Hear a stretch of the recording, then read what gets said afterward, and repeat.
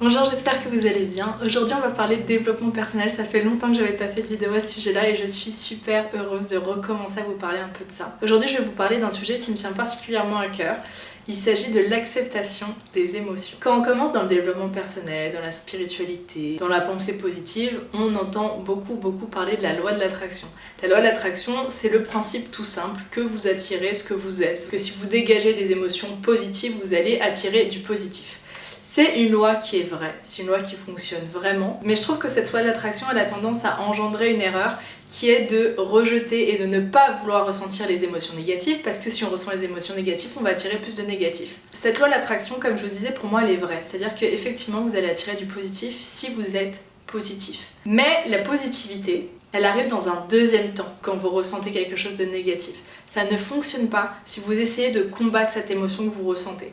C'est-à-dire que si vous êtes triste, si vous êtes en colère, mais que vous essayez de vous dire non mais tout va bien, tout est parfait, non mais c'est génial, en fait au fond je vais bien, ça ne fonctionne pas du tout parce que l'énergie que vous dégagez du coup c'est une énergie de lutte, donc la loi de l'attraction elle est totalement anéantie. La loi de l'attraction vraiment positive, comme je vous le disais, elle arrive dans un deuxième temps. Nous sommes des êtres humains, nous sommes constitués pour ressentir des émotions, toutes sortes d'émotions. Nous on les appelle positives ou négatives. En réalité, il n'y en a aucune qui est vraiment négative ni vraiment positive, c'est juste qu'il y en a qui sont plus agréables à ressentir que d'autres. Bien sûr que la joie et l'excitation sont beaucoup plus agréables à ressentir que la tristesse, la colère, la mélancolie, évidemment. Mais aucune émotion n'est négative et aucune émotion ne mérite qu'on la rejette. En fait, pour moi, en y réfléchissant, je pense que les émotions négatives, elles ont un intérêt, elles sont pas là pour rien. Si on les ressent, c'est qu'elles ne sont vraiment pas là pour rien même. La première raison, c'est qu'elle va servir de signal, d'avertissement. C'est-à-dire que c'est comme un signal dans la voiture, il va vous dire attention, là il y a quelque chose qui va pas, il y a un élément extérieur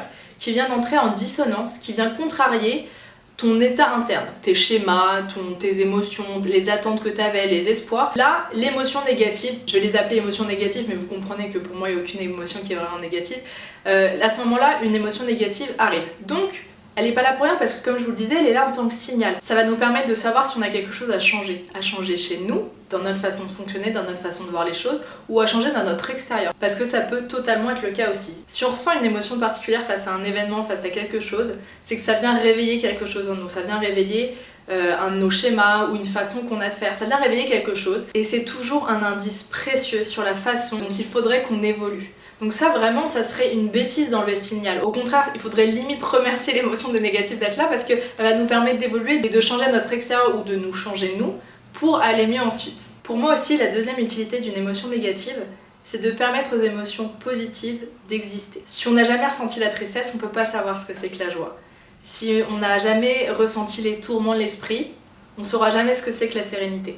Je pense vraiment que le contraste, que la dualité a une importance capitale dans nos vies, et ça j'en parlais dans mon vlog, dans le dernier que j'ai mis sur mon autre plateforme sur Vimeo.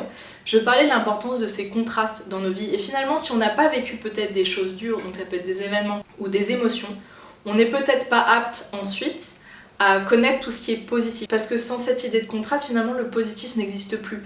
Il n'y a pas de lumière sans ombre. Vraiment, ça, je m'en suis rendu compte. Donc quand on commence à sentir qu'on a une émotion négative, qu'on est un peu triste, qu'on est en colère d'un coup parce que quelque chose nous a mis en colère, l'erreur c'est d'essayer d'aller mieux tout de suite, c'est essayer de contrer cette émotion en disant non mais en fait ça va, non mais il faut que j'aille mieux tout de suite, non mais c'est pas bien de ressentir de la colère, vous savez, de juger cette émotion.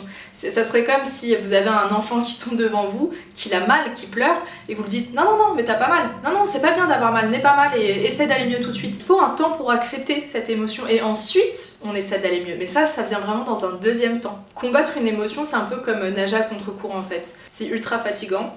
On perd toute cette énergie et de toute façon on perdra. L'émotion, il faut pas la combattre, elle est là comme messagère en fait. Il faudrait limite l'imaginer comme un petit personnage trop mignon qui vient nous signaler avec un petit drapeau, attention là il y a quelque chose qui va pas, il y a quelque chose qui va pas dans ta vie, il y a quelque chose qui va pas en toi, il va falloir que tu changes. Donc finalement il faudrait vraiment l'accueillir, l'écouter pour ensuite pouvoir améliorer les choses. Et pour revenir à l'exemple du courant, la meilleure des choses dans ce cas-là, dans le cas concret, même dans ce cas figuré, c'est vraiment de se laisser porter pour ensuite pouvoir s'en extraire plus facilement. Et c'est vraiment ça avec les émotions.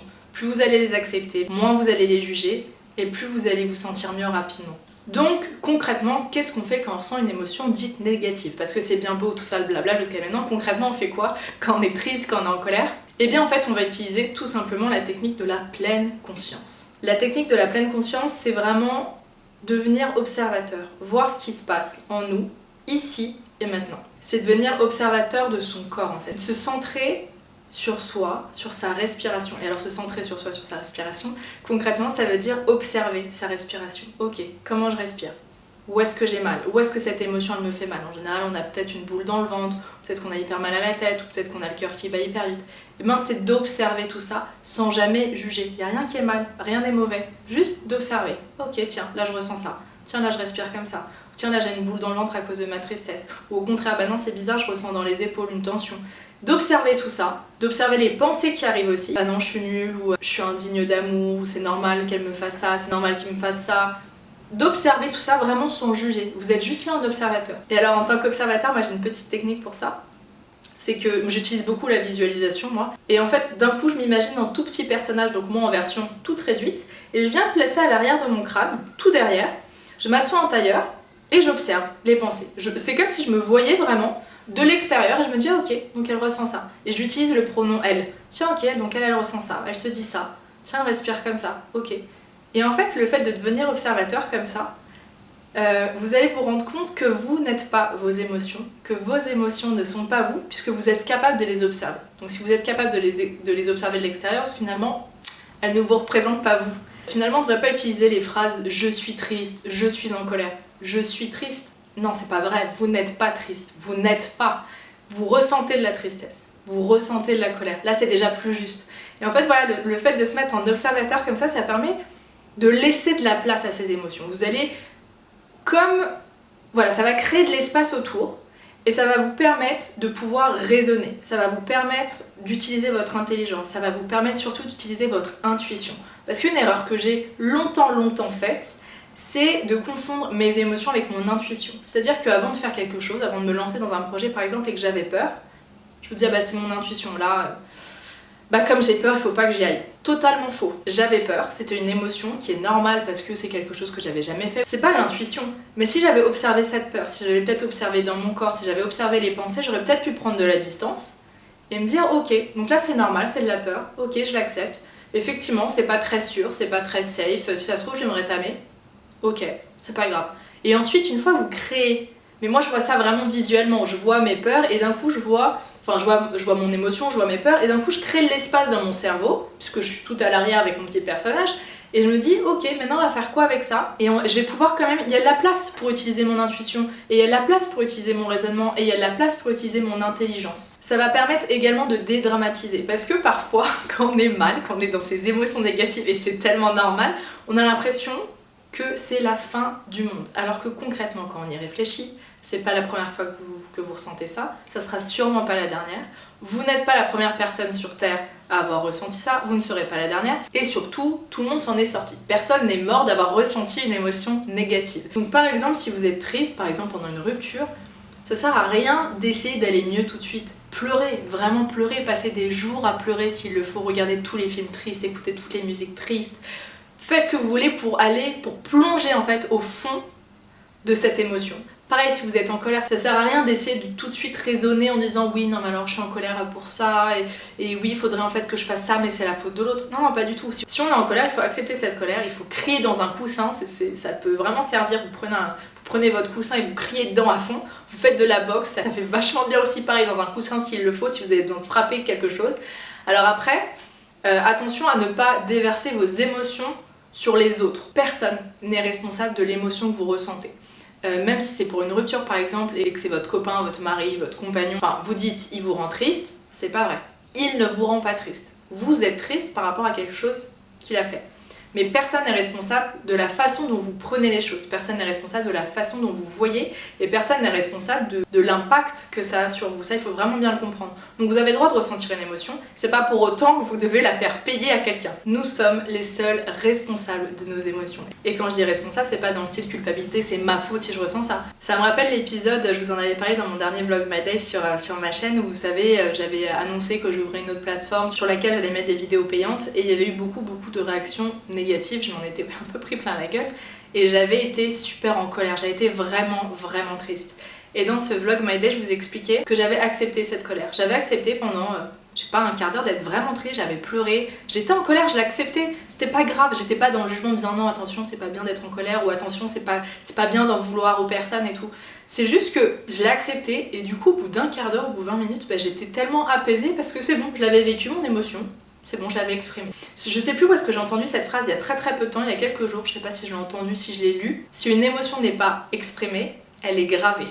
Et une émotion, si elle se grave dans le corps, c'est ce qui provoque ensuite des maladies, c'est ce qui provoque des désordres physiques. Finalement, pour moi, être positif, c'est pas dire que tout va bien tout le temps, c'est pas du tout être dans le monde des bisounours, c'est totalement faux.